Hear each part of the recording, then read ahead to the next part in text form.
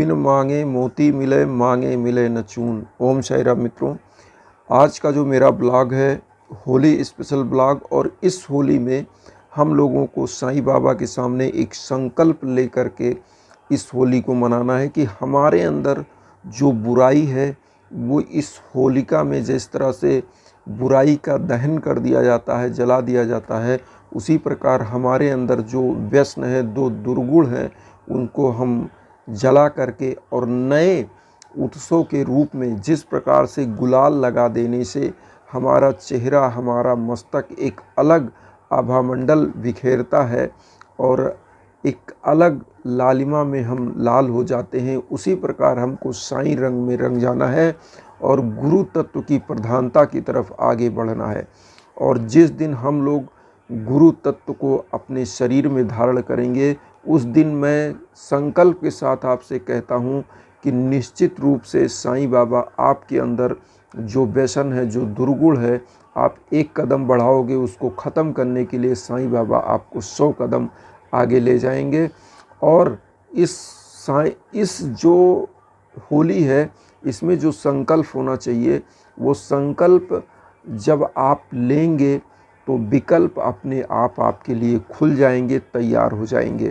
कहने का मतलब ये है कि साईं सच्चरित्र पढ़िए और कोशिश करिए कि आपके अगल बगल जो युवा हैं उनको मोटिवेट करिए कि वो एक सही दिशा में चलें, क्योंकि अगर हम एक अच्छे मानव हैं तो हमारा भी काम है कि हम अपने भाइयों बहनों को सही दिशा की तरफ ले जाएं, और अगर हम एक मानव बन के पैदा हुए हैं तो सही दिशा दिखाना भी हमारा कर्तव्य है। हम ये नहीं कहते कि हम पूरी दुनिया को दिखा सकते हैं, लेकिन अपने आस पड़ोस, अपने भाई बहन, अपने परिवार को, क्योंकि गायत्री परिवार का एक नारा है कि हम बदलेंगे युग बदलेगा। और मैं आपको बता दूं कि मेरे साईं का यही जो चाहना था, जो कर्म था, जो उनकी निष्ठा थी, वो यही थी कि आम जनमानस को सुख और समृद्धशाली बनाना। क्योंकि साईं हमेशा गरीबों की, दीन दुखियों की, रोगियों की सेवा करते हुए उनका जीवन यापन हुआ। और अगर वो 2 घर भिक्षा याटन करते थे तो वहाँ से जो भिक्षाटन करके लाते थे उसमें से भी वो लोगों को वितरित करके, बांट के, बना के खिला देते थे, पक्षियों जानवरों को भी खिलाते थे। तो इस रेजोल्यूशन को लेकर के हमको चलना है और निश्चित हम लोगों का जीवन भी बदलेगा। और मैं एक चीज़ और बता दूं कि साईं बाबा का जो एक उनका जो लीला था, जो साईं सच्चरित्र आप पढ़ेंगे, उसमें उनके पूरे जीवन दर्पण को अगर आप देखेंगे तो साईं बाबा का जो पूरा जीवन था वो दूसरों के लिए था। क्योंकि मित्रों, मैं आपको बता दूं एक उदाहरण कि जब बाल्टी कुएं में जाती है तो वो झुक जाती है, और झुक कर जब वो पानी अंदर जाती है तभी वो भर के बाल्टी बाहर आती है। तो कहने का मतलब, अगर बाल्टी सीधा जाएगी तो डूबेगी नहीं और पानी उसमें आएगा नहीं। इसी प्रकार फले फूले वृक्ष क्या होते हैं, झुक जाते हैं, आपके लिए है। हमारे साईं का जो जीवन चरित्र था, अगर आप देखेंगे, उनकी लीलाओं को पढ़ेंगे साईं सच्चरित्र में, तो वो इसी प्रकार था कि वो सब के लिए सर्वसुलभ थे, और साईं का जो जीवन था वो सब के लिए था।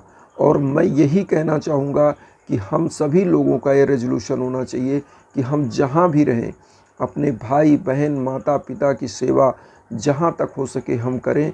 अपने आस पड़ोस, पास तक, जहाँ तक हमारा दायरा हो, वहाँ तक हम अपनी इस खुशबू को, इस जीवन रूपी फूल की खुशबू को हम बिखेर दें।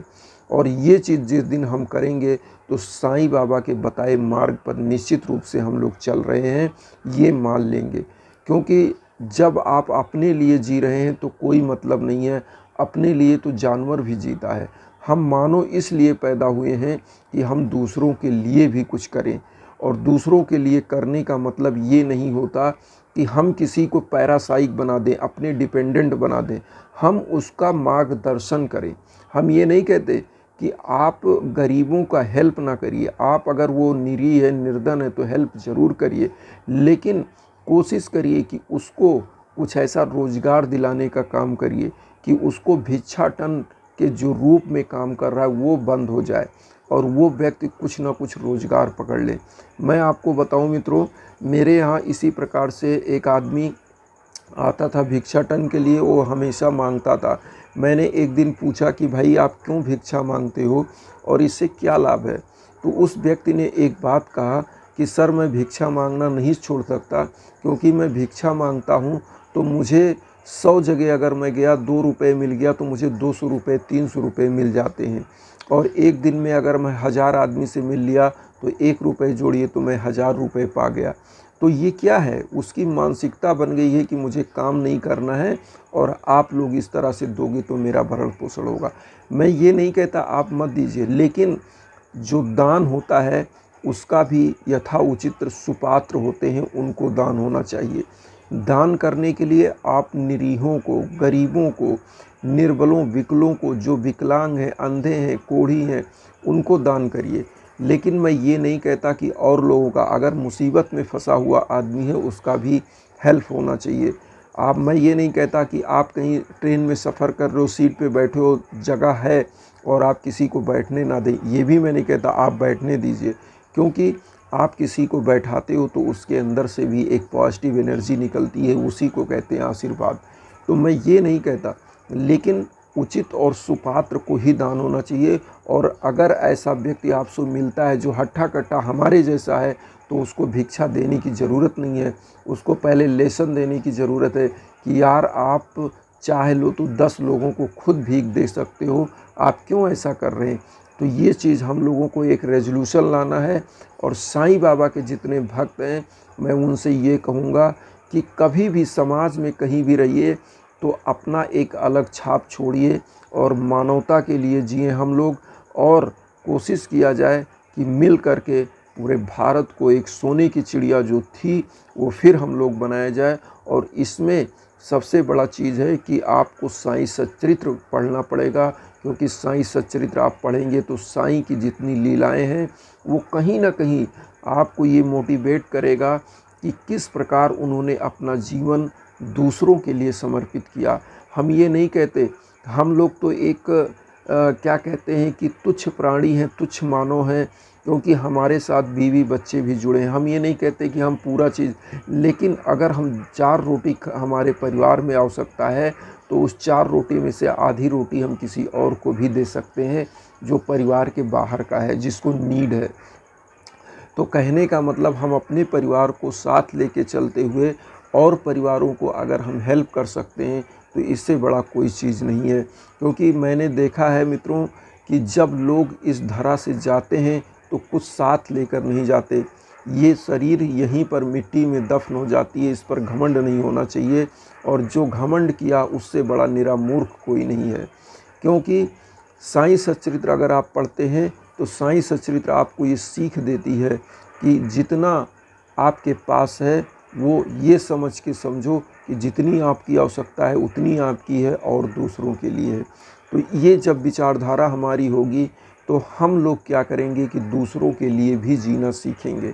हम ये नहीं कहते कि आप पूरा धन दान कर दीजिए, हम ये कहते हैं कि आप अगर 4 रोटी खाते हो, 4 की आवश्यकता है तो उसमें से आधी आप दे सकते हैं, उससे आपका कुछ बाल बांका होने वाला नहीं है।